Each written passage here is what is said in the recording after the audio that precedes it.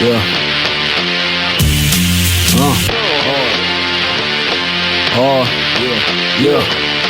Hard. Militant-minded General 9 grip the grip with blades and a pen that can sharpen your spine's tip. Level-headed though my mind flips from side to side with an acrobat's experience. After I stick it, I'm lyric down a demon-possessed Dahiye. Seems Jay's the best for the job with no code. What's the word, y'all? It's KTR _podcast, hashtag KTR. We are KTR. We are in the building. We are back for another one. Episode 46 for y'all, live and direct with your boys, Big Harv, Cinko, and J-Bo himself. And my brothers, how are y'all doing today? Boy, you know I'm doing good today. Yeah, man, it's not a bad day. It's the anniversary of me getting run over by a car, and I'm still here. Oh, yeah. We live. Do we have an episode, or do we do an episode when you did get hit by a car? I don't think next week. Mention it. I don't know. We have to look. If we was at the studio, I did mention it. Oh, that's yeah. right. Yeah, you were, because you was all drugged up and everything.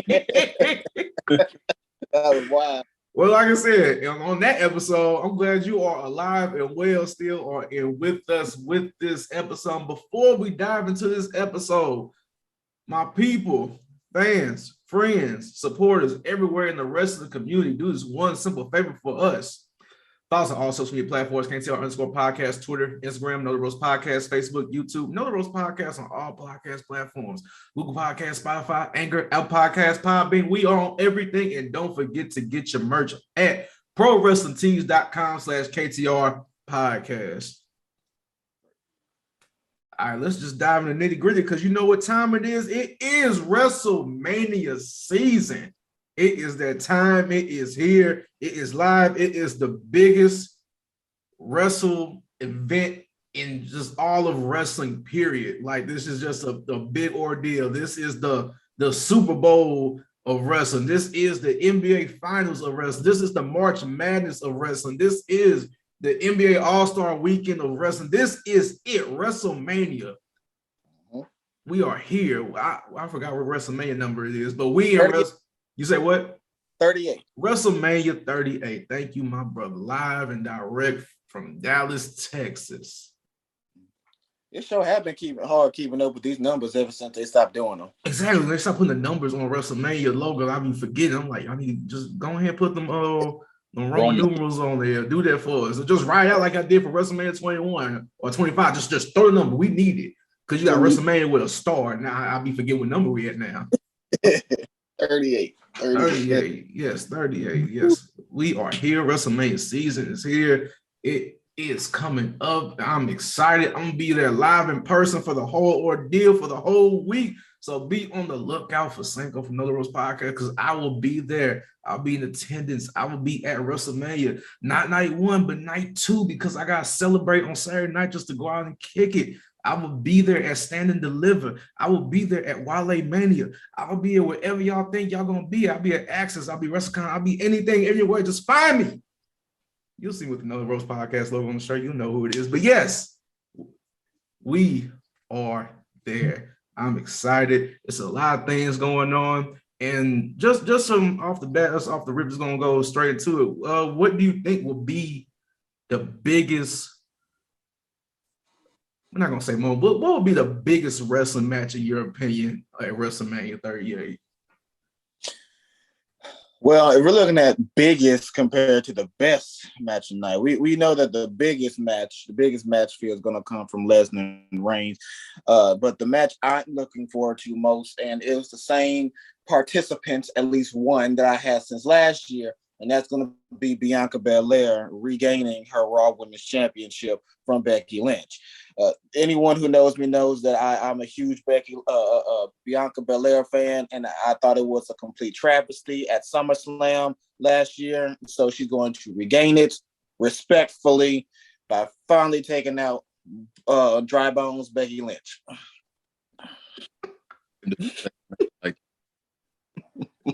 Big man. I'm looking forward to. Definitely. I am cautiously looking forward to the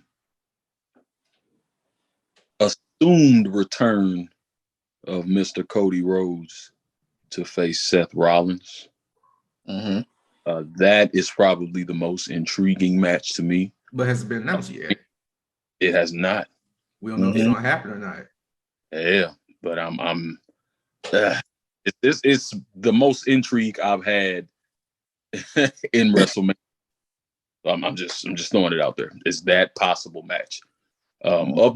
Announced, of course, the biggest match is Reigns and Lesnar for the 50th time. So yeah, just a 6. Go team. So with me, I'm looking forward to the main event, the main attraction, champion versus champion, Lesnar versus Reigns. I just feel like that's just, it's just gonna fill up the whole, the environment of the whole ordeal with WrestleMania and off WrestleMania season. It's going to a new season, and we're just gonna see who's gonna be the unified champion. We're just gonna see what happens after that unification happens. Will it just be one title representing the whole WWE as a whole brand? Will they create a new title for whoever loses for that show or episode? We don't know, but we're gonna tune in and see what happens after that WrestleMania match. But it's that title. You said what? What would you call a unification of the world title and the universal title? The Universal World Heavyweight Championship. Champion. I personally think that this is just going to be a way of just eliminating that color belt of the Universal Championship. Honestly, in my opinion, they just need to go, because they just probably just going to go back to just like the original, black leather type belt, whatever. Just hope so. Just a regular look, because for the women's title, it looks good because it's just the plate that's just a different color in the background, and the belts are white, which I like. But when it comes to the men's title, okay, you just got a whole belt that's just a different color. And they changed it when it was red, when it was on Raw, and then blue to SmackDown. I really hate the blue color. The red one's cool. The blue one just don't look good on like that leather, whatever you call it. But yes, I just think they're gonna eliminate the unification. Then you have to have 2 separate titles on separate shows, because one title for the whole brand, I'm not rocking with it, because I just think with that it just eliminates even more opportunities that's barely even being given on the program itself. So they need another world championship title just because of that reason. So I disagree. Their field is way too thin to have 2 world titles. They don't have that's true too as well. The depth has to diminish. Anywhere of logical, realistic contenders for 2 titles. So I think they do need to unify it for a while. It needs to be like the US, the undisputed title was back in the day, where the champ just made appearances on both shows, didn't really wrestle too much, and it makes it feel more special, in my opinion. The world titles feel like secondary titles because the secondary titles don't feel like anything. So, I feel like they really do need to zero in and focus on one and build their prestige back up. And the way how they're building Roman Reigns, they could have unified them last year and just put it on Reigns, and it would have had the same effect. And you're right. I agree. It does have a nice feel to have somebody like the one champion, where there's still 2 separate brands. There's still Raw superstars. There's still SmackDown superstars, but you have your main head honcho go between both shows because he is the main one. So I do agree. Do y'all think that they are potentially going to combine the rosters again, though? Because we all know after every 5 or 6 years, they go to separate brands, and they mix them, then they separate it. Do y'all think that it's going to go down that route? At this point right now, because like you said, what Harv said earlier, with the limited depth with both rosters on each side, I really see the potential of just having all superstars and just both on Raw and SmackDown. Like it kind of makes sense at this point, because you see what they're doing right now. Especially the women's division is real dense, and the men's division is also becoming more dense as well, just due to the firings, some superstars just not being ready, injuries. God bless and praise up to Biggie, but just certain situations just like that, because it's just making everything small. It's just hard to build, and also people are just leaving. So it's just not many options of where to go in the direction of who would be your next guy up. Because honestly, just looking at WWE as a whole, outside of the part-timers, like I mean, honestly, right now, the only person I see up next after Roman Reigns that could only be is just the same people he already went against before. So Drew McIntyre or a Bobby Lashley. Yeah. And see, and I agree with most of that. I think that they should keep the roster separate, though, because if you throw them all together, then more people are going to be dropped down the card and you're not going to hear from them. Yeah, that makes sense, too. But, like, I agree that they are so thin that they would probably do better with a combined roster. I just don't think that the opportunities would be there for everybody like they potentially would be with two separate shows. Yeah, with that, I just, they could combine the rosters. I just look at, they could probably just take like the AEW approach, just how to utilize, Rampage and Dynamite and just, shuffle the superstar between two shows, not just have like, oh, Drew McIntyre is facing such on Raw. Oh, he's also facing such on SmackDown too. Like, at least just have them compete. Fast though, that's what it always dissolves into. Yeah, I agree. Yeah, because that's just their way of helping try to build somebody else's popularity or something. Like, I'm thinking about W2K right now. But yeah, the GMO. But like that's how they utilize try to build somebody else up. Just keep using the same superstar just to make somebody grow and grow. And yeah, that's that. Yeah. And I do want to quickly allude to the topic that was discussed about potentially combining the belts and bringing in a new one. If we look at history, there's actually a good chance that they may bring in a new belt because if you remember in 2005, that's when Cena introduced his new spinning belt. And then what was it? About 8 years later in 2013 when The Rock introduced the current look of the belt. And it's been 9 years since that. And even the Universal title is pretty much the same belt, just different colors. So I wouldn't be surprised if they do introduce a brand new belt just to make it look, that much more great. I agree with that too as well. Yeah. To segue from that, we mentioned a little bit AEW in this conversation too. Talk about having the WWE take their approach with having the two brands, and also we spoke about Cody Rose potentially coming to fight Seth Rollins. And if that is the case, do y'all think that will actually happen? And how do y'all feel about Cody Rose making his potential / possible return to the World Wrestling Entertainment business? Since this is the potential match that Harv is looking forward to, I'll let him start off on this one. That is loaded one, man. That is loaded. I am very nervous. How I feel about Cody, I'll start off first. About him coming back, I don't agree with it. You do whatever for the money, you know what I'm saying? His reasons are his reasons, but we've touched on it before. All the harping and hollering he did about WWE while he was gone, all he did to build this separate brand for him to come back really for any reason, to me, it diminishes all of that. It diminishes his reasoning for leaving. It just feels like everybody can be bought. And again, make your money, feed your family, do what you got to do. Just me personally, I don't like how that's taking place. If that, all this is really just, hearsay at this point.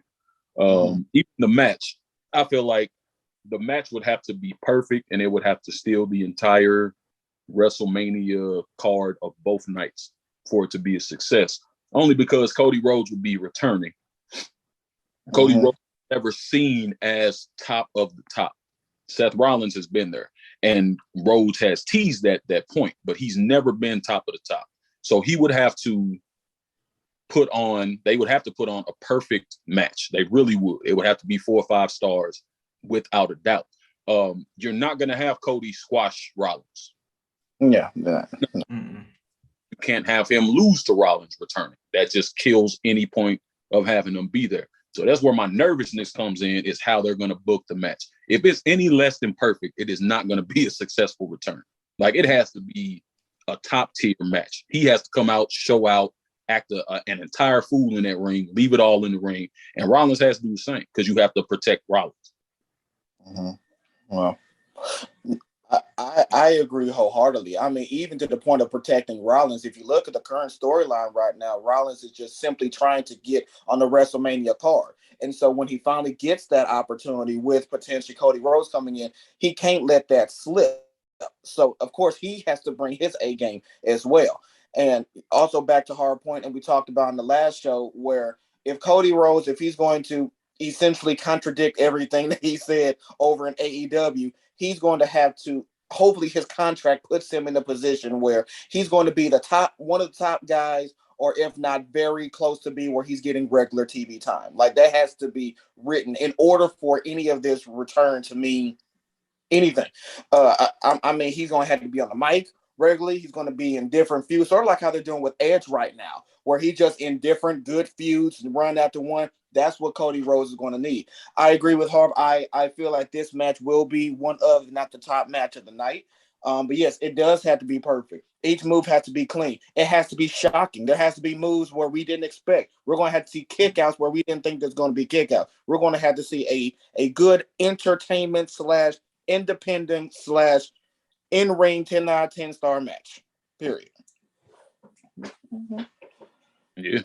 It's like that's painting yourself in the corner again. Same with the world title combining. Like you don't have anywhere else to go in that situation. You can't fail Rhodes having him return. You can't fail Rollins. You can't fail the return. So I mean, I don't know. Yeah.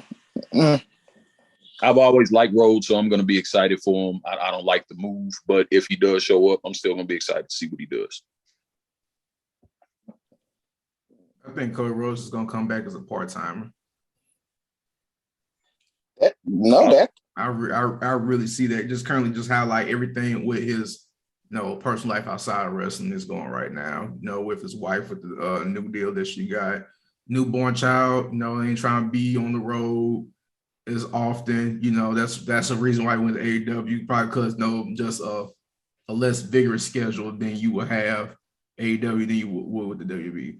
But with a potential return to WWE from AEW, it will work. It'll get that great pop just at the show, because now I feel like a lot of people that were just WWE heads are now paying attention to stuff outside wrestling, outside just just your main what's the word I'm looking for? I forgot. Mainstream, yeah, just off your mainstream wrestling shows and just looking at other stuff like AEW Impact. Because now, I was at Royal Rumble, everybody just went crazy for Mickie James because everybody been paying attention to what she's doing outside of WWE since she left. And so I feel like he'll get that same big pop when he makes return. It might be the biggest pop we've heard since AJ Styles came and made his debut at the Royal Rumble. I feel like I don't know. Oh, you said debut. My bad. I'm thinking. Yeah, like a re-debut, not debut. But like his re-debut coming back WWE is gonna be big. It's like when AJ Styles made his return, his debut. That's no doubt about that. Because Mania is where all the hardcore and the casual fans all come out. So his pop's gonna be massive. Right, in that big NFL stadium. So yeah. So with that, with the way how the match card is looking for WrestleMania, that is definitely a match that is needed, and I agree that has to be the match of WrestleMania. Like it has to steal the show, especially if it's going to be on. Not sure it's going to be on Saturday or Sunday because we don't know what's going to happen. It has to be on Sunday. Sunday had the only real match to look forward to, and no knack to Pat McAfee because I believe he's going to come out and do great things in the match. And we got the Roman Reigns versus Lesnar match. That's the big match. But all the other matches, if you think about it, are just fillers. So we really need the Rose and Rollins match. If it's going to happen, B, it needs to be on night 2, period. Agree. So, yeah. So, with that, hopefully that whole match works out well and everything. And hopefully they put on a great show if he does make this return. But speaking of the WrestleMania nights, we was talking about night 1 and night 2. On night 1, the Texas rattlesnake himself, Mr. Stone Cold Steve Austin, will be at WrestleMania on night 1 on Saturday, finishing off the show for being featured on the quote-unquote KO show. So not sure what's going to happen with this. I doubt it will be an actual match. I feel it's just going to be an appearance. They're going to have their back and forth, quick 1-2, little spot, Luthez press possibly. Stunner, that's it. So how do y'all feel about Stone Cold Steve Austin making his return to the ring after so many years? I personally and this is just me, I don't really like what they have been doing to hype this match, mainly because over the years, back when Stone Cold could potentially come back and have like a good match or something, like CM Punk is probably one of the biggest ones. It wasn't going to happen. He just flat out ain't going to happen. And then if you look at like the promos and then like the social media back and forth, Stone Cold, he's making it seem like he's going to come back and have like this match-ish returns, even though it's this KO thing. And like Cinko said, it's probably just going to be an exchange. He's building it like, oh, I'm going to come back and I'm going to trade blows with Owens. And Owens is doing the same way. So I don't know. Out of all the people he can come back and have this with, just to do it with a wrestler who has been doing stunners just at the later part of his career, I don't know. I guess I'm interested to just see the exchange because we know Owens is good on the mic and Stone Cold has been good on the mic as well. But I don't know. I'm not too excited about it. Let me say that. It's kind of late at this point. Yeah. I agree. It's way past the point where it would have been as epic as they trying to build this to be. And that's not a knock on Kevin Owens because I love Kevin Owens. He's one of my favorites. But yeah, Punk was trying to get him to do this almost 10 years ago. So 10 years have passed. He's 10 years older than he was then. It's not I think they really just trying to sell the interaction. It's always good to see Austin again at any time, no matter what he's doing. But I have no doubt it's not going to be no kind of match. That's not going to happen. They're going to have a couple punches. Given his health issues he's had with his knees and his back and all that, I'd love to see a Luthor Express, but I don't think he's going to get up and do that. Lucky stunner. I think they building up to him actually stunning Kevin Owens, and then that being the end of that. Even that's going to be problematic. I hope he nails it beautifully, but he's old. I know he knows his limitations, but I really hope he doesn't pull a Shawn Michaels and try to come back and do a match. Ooh, man, you just had to bring that up, man. That's example though. Yeah, that was new. He knew it was on his face during the match. He knew that was a mistake. Mm-hmm. And here, I'll even add one other thing, Harv. If they do go about this exchange going back and forth, and yeah, Stone Cold hits a stunner. Kevin Owens, I love Owens as well, but he's going to have to sell this stunner. If they're going to build this the way they have, and Kevin Owens does a stunner, there better not be no lackluster hit the stunner and fall back. Like no, you do a classic Dwayne Johnson. Got to bounce off the ropes. He got to do a whole handstand. All that. Yeah. Yep, I agree.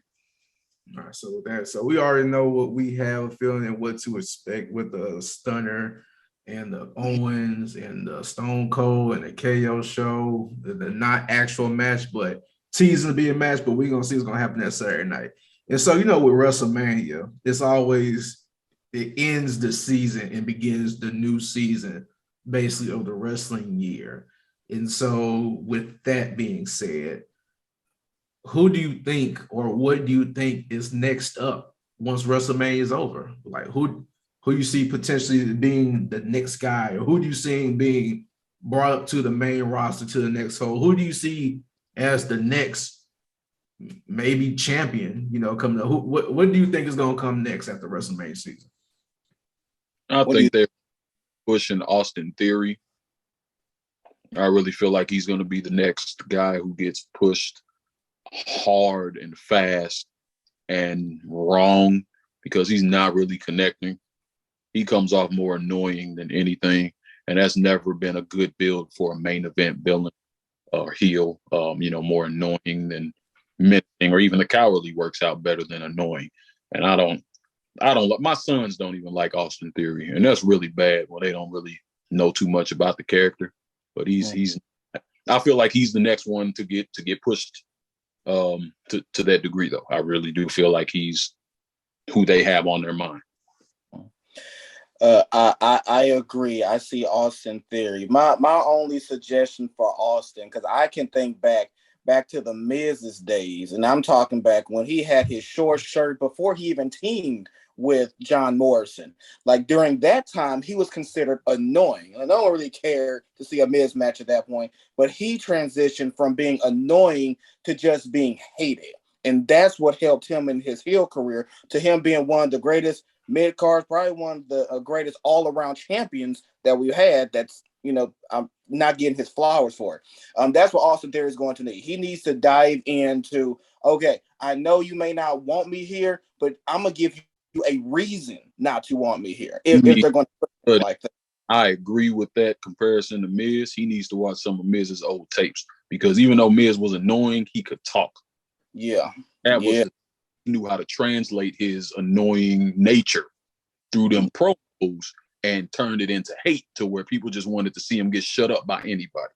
That's the difference between that type of annoyance and the one that he has where you just really don't care to see him. It's like, what's the big deal about him, True. He called it he did some stuff that's been impressive, but other than that. Yeah, and then also with Austin Theory, I've seen his work for Evolve. He can actually go, but I'm not seeing that same in-ring drive. I don't know. He's still got a whole lot more work to do. But as far as the next wrestler that I see coming up, I do think it's Bryan Breaker. If you notice, when he came to NXT, they pushed his butt so fast. He became NXT champion so fast, and he's already doing house shows for Raw. So I'm pretty sure after WrestleMania, they're going to push him up. And if the same people who are looking after him going to be the same people who are going to look after him on the main roster, he's going to shoot up very fast. So he's the next person I see who's going to be focused on. I agree. Another second-gen superstar I think is going to be big in the coming year. One of our favorites, Young Mysterio. That man is going to have quite the mid-card run, if I do say so myself. All right, Young Mysterio going to be out here. I'm just saying, I'm just putting it on the table. That's Rey Mysterio Jr. Okay, Junior Dose. Okay. Right. Dominic better hope Rey Mysterio don't retire no time soon. That's all I'm gonna say. But piggybacking off of the NXT call up with Bryan Breaker, I see that definitely because he definitely fits the mold of a main event person, especially like on a Raw. With him, I really hope they don't do what they did to Karrion Kross to him. I don't think they will. I don't think they saw Karrion Kross as being somebody that was going to carry anything into the future. I think they like even if he ever made it to championship spot, like a paper champion, a transitional champion, he just had the size and look, so he'd be believable. Mm-hmm. But I don't think they pushing him the same way that they doing, or that they ever pushed him the same way that they're pushing Bryan Breaker. They seem sure about Bryan Breaker. Right. I don't think they ever really cared about Karrion Kross. I believe Kross was a Hunter's project. And as you can see by NXT 2.0, anything Hunter has done is going to be scrapped quickly. But Bryan Breaker is a product of where they want their wrestlers to be. So, yeah, I don't think they'll do Braun the same way. So, no, we'll see. But like I said, I hope the best for him. But besides him, I got 3 other people in my mind that will get brought up to the main roster from NXT 2.0. But at the same time, this will hurt NXT 2.0 in the long run, just for future shows. And those other 3, besides Bryan Breaker, is Cameron Grimes. Okay. I think he's due. Tommaso Ciampa. They will not do him well. They will not. Well, they will not. I'm sorry. I love Tommaso. They will not do him well. And anyway. Carmelo Hayes. Yes, I can see that too. Those are my 3 that I see and hope. I don't know if I say hope because I don't know if they're going to do them dirty or not, but like those are 3. Those are the main people I see getting brought up from NXT to the main roster because the main roster needs some depth right now. And so they need something. They do something new and fresh. And those other hot commodities I can see get brought up from there to there. Yep. And if they don't, I could probably see Carmelo Hayes staying out on there for a while because somebody else I could see getting brought up, which could be a good thing. It's a new faction is Imperium. I don't think they'll do them right either. I mean, they're probably not gonna do them right, but like it's a tag team. They don't care about tag teams because they really got to do much, and they got the tag team and Gunther, whatever. Yeah, could just Walter. be Walter. That's what his mama named him. So yeah, but Walter, he could be something on the main roster in a way if they don't have to talk much, because that's probably just gonna be his downfall. That's it. But besides that, everybody else is gonna stay the same. LA Knight needs one more year. I see with NXT just so they can keep their brand fresh. Go ahead, J-Bo. Cinko and Harv too. Since we're talking about guys coming up, I would like for us to quickly address the disrespect that they have done to Pete Dunne, bringing him to SmackDown. Butch. The name, but you're talking about one of the most impressive NXT UK world champions. You're talking about a guy who won the UK tournament. You're talking about a guy who put on stellar matches across the year. You're gonna bring him up apparently as this small angry guy and just call him Butch. I could not believe my Instagram post when I saw that. See, that's an example of them bringing them up. We got guys, they're bringing them up, but they are destroying them before they can even wrestle. The main roster has a way of quote unquote humbling new wrestlers before they get to it. That's not. That is not. I said it's their version of humbling. I don't know why they won't let them keep their gimmick of the same person from 2.0 to the main roster. I don't know why or see the problem. I dropped a single tear when I saw and them damn suspenders with the ball cap looking like because it's not like he hasn't wrestled on the main roster as Pete Dunne. Exactly. Oh my God, that hurt. That hurt because Pete Dunne was on my favorite, not all of NXT. That hurt. Like I said, it is what it is with that. But like I said, WrestleMania season's here. It's coming. Get ready for it. Biggest moment of wrestling history. Can't wait to watch. Can't wait to see it. And before we sign off, just going to touch on this one small topic for a quick second. It was just reported on ESPN Plus that Triple H has now retired from in-ring activity officially on the Stephen A. Smith show. And with that, retired from in-ring action at the age of 52. I feel like that's reasonable. No, he's still in great shape, but due to the heart and chest problems, whatever, and had that surgery, played a big role into him retiring. So wish him the best, come back, handle business, WWE, make it better, like do all the things you can. But that's all I got. I just want to touch on that real quick. Y'all got things to say about Triple H? I wish it did not end like this. We knew that he hasn't wrestled regularly. That's fine. That's just how he was in his role. But for him to have to end because of heart complications that he had and just had to just abruptly stop, I would like for him to have like that one match that says this is it, like any good long-term wrestling legend. But unfortunately, that's not the case. So continue recovery. Triple H made obviously a great difference in the world of wrestling. So yeah. Was it time for him to sit down? Sure. That's why he had been part-time for so long. Really didn't need him in the ring for health reasons. Really, when you get up that age, even if you are in perfect health, you don't want nothing to happen by you over yourself.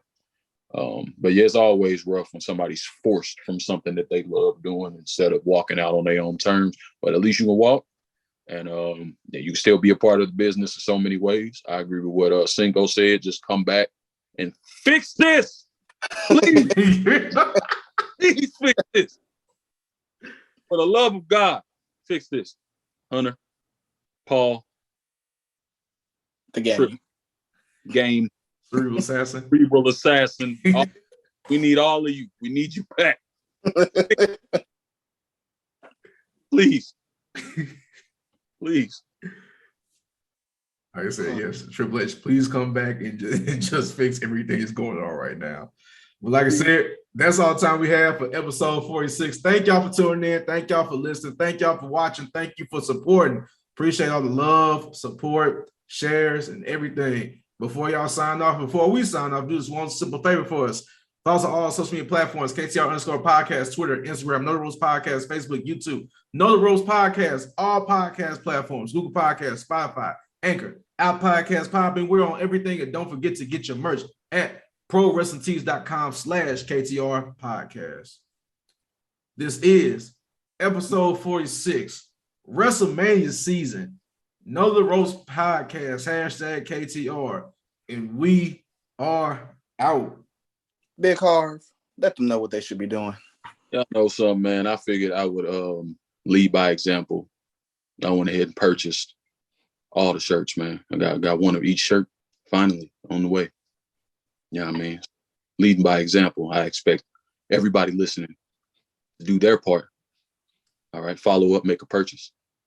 And in doing so, you will successfully assist us with pumping those numbers. Thank you and good night.